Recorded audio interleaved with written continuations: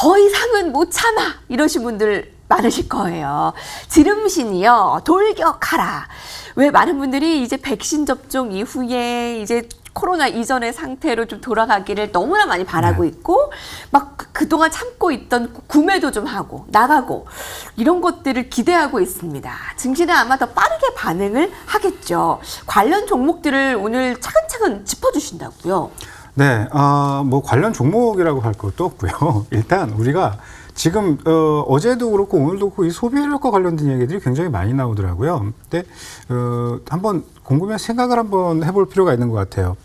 보복 소비라고 하는 단어 우리 많이 들어보잖아요. 근데 과연 우리가 이 팬데믹뿐만이 아니라 집에 갇혀 있는 시간이 많아지면서 나는 집에 갇혀 있었으니까 이거를 살 거야 막 하면서 막 사야 돼 이러진 않는단 말이에요. 근데 이 단어 자체가 너무 강렬하단 말이죠. 보복 소비라는 단어 자체가.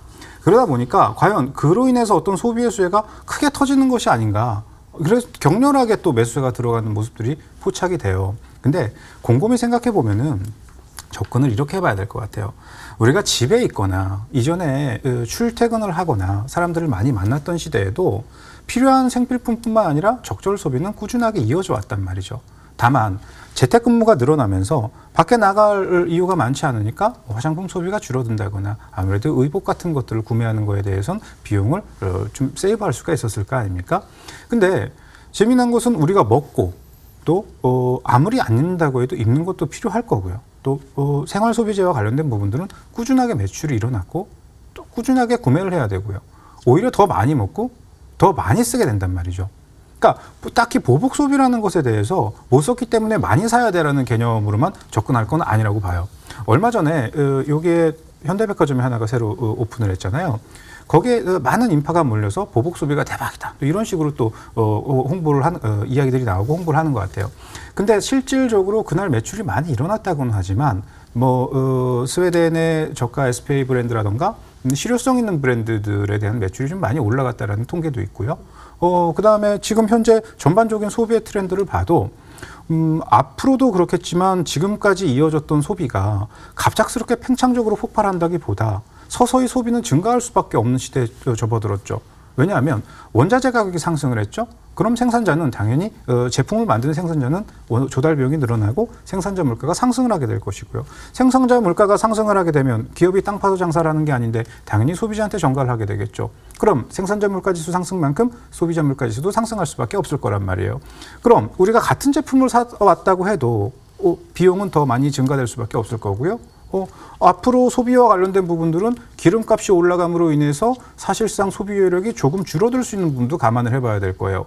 기름값이 쌌을 때는 기름값이 싼 만큼 어떻게 다른 것을 살 수 있는 비용들을 만들 수 있었겠지만 이제는 고유가 시대로 점점 접어들면서부터 다른 것을 소비할 수 있었던 여력조차 기름값으로 소비해야 되는 상황이 만들어질 수 있다는 거죠. 이거는 전통적으로 미국에서나 보여줬던 흐름인데요. 우리나라도 이제 그 기름이라고 하는 건 거의 생필품 수준이기 때문에 또 대중교통료뿐만 아니라 전반적인 물가가 상승을 할 수밖에 없는 시대이기 때문에 소비와 관련된 부분들은 어느 나라든 GDP에서 가장 크게 작용을 하는 부분이고 지금같이 어떤 성장주라던가 시가총액 상위 종목군들이나 대형주들이 힘을 못 쓰고 상대적으로 부진한 흐름이 나올 때 가치가 좀 상대적으로 부진했고 앞으로 소비와 관련된 종목군들의 화랑기가 벌어질 수 있는 전제가 만들어지면은 분명히 그것과 관련된 종목군들은 다양한 섹터에서 다방면으로 주가의 상승이 벌어지기 마련입니다. 그래서 저는 소비와 관련된 전반적인 부분들, 내수 시장과 관련된 종목군들도 편견 없이 볼 필요가 있다고 보고요. 또 내수라고 해서 무조건 다 좋은 것은 아니에요. 또 가다가 너무 갑작스럽게 개인들의 매수세라던가 어디서 추천이 들어와서 확 하고 들어와서 어떤 시세가 망가진다거나 차트가 왜곡이 나간 종목군들은 조금 조심스럽게 봐야 할 필요성도 있다고 봅니다. 그래서 저는 이 소비와 관련돼서 너무 편견을 갖고 바라본다기보다도 또 과대한 어떤 기대치를 심어서 본다기보다도 우리 주변에서 벌어지고 있는 상황들만 봐도 전반적인 소비가 앞으로도 점진적으로 증가할 수밖에 없지만 그리고 유지될 수밖에 없지만 그렇다고 해서 과도한 것들에 대한 소비를 너무 크게 기대하지 말자. 어차피 있는 사람들이 소비하는 것과 우리 보통 서민과 중산층들이 소비를 하는 것과 그들이나 아닌 사람들이나 없는 사람들이나 많은 사람들이나 보편적으로 같이 소비를 할 수밖에 없는 이런 것들을 감안해서 봐야지 된다. 그렇게 설명드리겠습니다. 그 보복 소비라는 그 단어의 그 뉘앙스가 막 살 거야, 막 나는 못 샀어 이런 정도가 있는 게 아니라 그동안 자연스럽게 좀 구매를 안 했던 부분에 대한 좀 풀리는 부분, 그러니까 이 소비에 대한 다양한 부분을 좀 봐야 된다는 말씀인 것 같아요. 그럼 소비 행태가 좀 어떻게 좀 양상이 나타날 것으로 보십니까? 사실 소비 심리는 되게 좋은데 지금 여력은 좀 최악이란 말이에요. 네. 그러면 뭐 싼 게 잘 팔린다거나 아니면 오프라인이 위축된다거나 네. 어떤 양상을 우리가 좀 보면 될까요? 오프라인이나 온라인이나 어차피 우리나라도 소비 시장의 행태는 이전 오프라인 시장보다 온라인 시장의 매출은 비약적으로 증가를 하는 시대에 접어들었고 확장기까지 지금 나온 상태란 말이에요. 앞으로도 더 커질 수 있어요. 근데 우리가 소비를 하는 어떤 소비의 패턴을 보면요. 이전보다는 보다 내가 필요한 것, 그리고 내가 어차피 살 거라면 더 좋은 것, 한 번 살 때 좋은 것을 사자. 이런 취지로 소비들이 좀 더 진행이 돼가고 있는 것 같아요. 무조건 싼 것을 찾는 것도 아니고 무조건 비싼 것을 찾는 것도 아니고요. 방금 말씀드렸던 부분과 같이 이미 명품 소비뿐만 아니라 고액 소비와 관련되어 있는 소비 계층과 전반적으로 저렴하고 너무 저렴하고 그런 것들만 찾는 소비자들과 이제는 조금 그런 게 희석돼 가고 있는 양상이라는 거죠. 하지만 여기에서 공통 분모는 뭐냐면 현명한 소비라는 거예요. 여러분 아무리 돈이 많다고 해도 꼼꼼히 따져보고 산단 말이에요. 우리가 부자가 아니거나 넉넉하거나 넉넉하지 않거나 내가 필요한 것을 살 때는 이전엔 필요가 없어도 괜찮아 하고 살 수 있었지만 이제는 보다 현명한 소비 그런 쪽으로 소비가 맞춰져 가고 있다고 봅니다. 그래서 이 시장에 나오고 있는 브랜드들도 거기에 맞춰서 어떤 실효성 있는 것들이라든가 보다 더 가치 있는 것들, 구매욕을 불러일으키나 실생활에서 활용도가 높은 것들 이런 것 쪽으로 소비를 유도하고 있고 실용적인 것들로의 소비가 유도되는 만큼 소비자들도 거기에 맞춰서 소비의 양태가 바뀌어가는 것 같은 그런 시대라고 보여집니다. 네, 트렌드 클래스 더 이상은 못 참아. 지금 지름신이 좀 강림할 수 있을까? 어떤 형태로 좀 소비 양상이 펼쳐질까? 증시에서는 어떻게 힌트를 얻어볼 수 있을까 살펴보겠습니다. 급등한 위원님의 의견도 들어볼게요. 네, 지금 이 시간은 사실 주식 이야기하는 시간인데요. 그렇기 때문에 주식 관련해서 좀 이야기를 하겠습니다. 왜냐하면은 이 소비 관련해가지고는 당연히 이제 경기가 살아나게 되면은 소비가 늘어나게 됩니다. 늘어나게 되고 결국 이제 그동안에 눌려졌던 내용들이 있죠. 간단하게 해서 업종을 본다 그러면 여행이나 항공 같은 경우에가 특히 상당히 보면은 그 대표적인 흐름이고요. 그리고 이제 백화점이나 면세점 마찬가지입니다. 그렇기 때문에 그 소비 시장 자체가 보면은 생각할 수 있는데 다만 한 가지 생각할 건 뭐냐면은 과연 이제 소비자들 입장에 봤을 때 주머니 사정이 넉넉한가 그것을 생각해 봐야 됩니다. 최근에 미국에 보면은 결국은 은행의 예금한 부분이죠. 개인 저축률 자체가 보면은 코로나 이후에 저축률 자체 보면 증가를 하다가 또 감소를 하다가 최근에 또 이제 저축률이 증가를 하고 있는 상황입니다. 그게 왜 그렇겠습니까? 그 이유는 바로 그것입니다. 미래에 대한 불확실성 그리고 앞으로 과연 그 시장이 어떻게 될 것이냐. 이 코로나 자체가 보면은 이 백신이 나오면은 그걸로 해서 끝나고 이 정상화될 걸로 생각했는데 사실 그렇지 않단 말이죠. 물론 이제 지난번에 그 뉴스 좀 보시면 아시겠지만은 이 코로나 백신은 6개월에 한 번씩 계속 맞아야 한답니다. 참 끔찍한 일이죠. 그렇기 때문에 사실 코로나 이전과 코로나 이후는 우리가 그 생활의 패턴이나 여러 가지 상황 자체가 달라질 수 있다는 것, 그것을 생각해야 되고요. 무엇보다도 그로 인해 가지고 코로나로 인해서 피해를 받았던 업종들, 많은 업종들이 있습니다. 물론 음식료도 마찬가지입니다.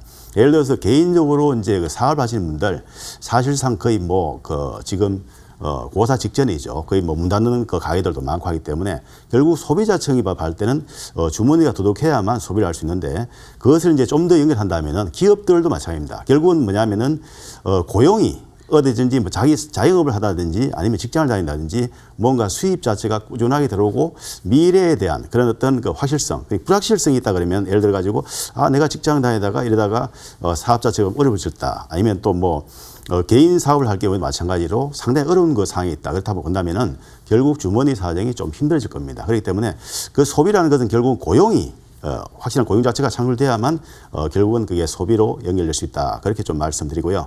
어쨌든 지금 현재 상황 봤을 때 그렇다면 지금 이제 두 가지 키워드입니다. 하나는 뭐냐면 결국은 지금 인플레이션이 일어날 거다. 당연히 인플레이션이 일어날 수밖에 없는 것이 이제 원자재가 결국 상승이 되면 인플레이션이 일어날 수밖에 없는 거죠. 그리고 이제 그다음에 또 한 가지는 중요 키워드가 이제 그 금리에 대한 부분이죠. 금리는 결국은 그 상향하게 될 겁니다. 금리는 우체적으로 계속 상승하게 되는데 그 부분 자체가 뭐냐 결국은 이 주식 시장하고 연계해 본다면은 지금과 같은 경우는 뭐냐면 이제 그 내수주도 내수주고 뭐 수출주도 마찬가지입니다. 뭐냐면 우선적으로 이 재무조가 상당히 우수한 종목들, 특히 보면은 금융 비용이 낮은 기업들 중에서 꾸준하게 영업이익을 창출하는 기업들, 그리고 순이익도 꾸준하게 창출 기업들에 대해서 좀 관심을 가진다면 금리 상승기는 상당히 도움이 될 거다. 그렇게 좀 말씀을 드리고요. 그 대표적인 것이 보면 뭐냐면은 이제 은행 같은 경우에 보면은 금리가 상승하게 되면 수혜를 입을 수 있겠고요.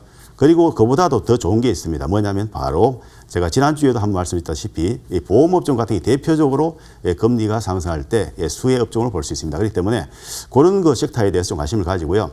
그리고 내수주 중에서도 보면은 이제 의류 같은 경우도 있죠. 이제 의류 소비도 늘어나게 되고 또 이제 화장품 같은 경우도 이제 마스크가 아직까지 벗진 않지만은 조금 이제 개선되고 하면은 여성분들 또 화장품도 많이 또 화장품 사용하게 하기 때문에 그런 소비에 대한 부분들. 그래서 결국은 그쪽 관련해서 뭐 시장이 아직까지 보면은 주도 섹터는 아니지만 앞으로 그래도 그 시장에서 좀 먹거리를 본다 그러면 오히려 상대적으로 좀 그 시장의 변동성에 대해서 좀 그 보면은 좀 자유로우려면 재무조를 잘 보셔야 된다는 거. 그리고 금융 비용 자체 보면 작은 기업들.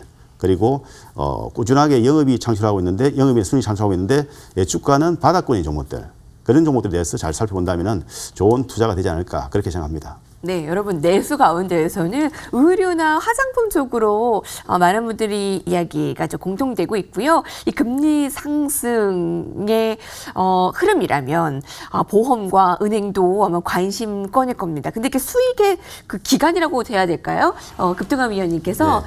어떻게 이거를 좀 은행과 보험이라고 한다면 좀 장기적으로 봐야 되지 않을까라는 생각도 들고 또 어떻게 보면 이 금리 인상의 모멘텀이 생각보다 짧지 않을까라는 또 우려감도 있는데 어떻게 보십니까?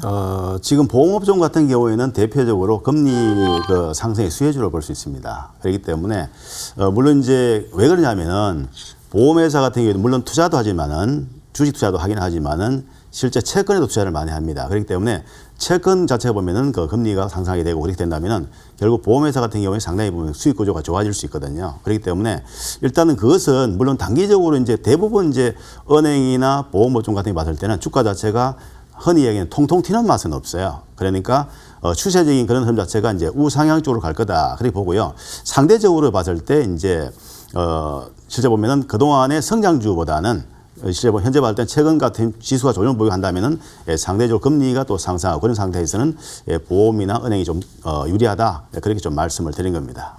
네. 자, 이와 관련해서 어떤 종목을 또 오늘 관련해서 두 위원님께서 제시해 주실지 궁금합니다. 자, 트렌드 클래스 오늘 이 보복 소비와 관련해서 어떤 정도의 우리가 흐름을 가져가면 될지 그 전략들 화면으로 보시고 종목 코너로 넘어갈게요.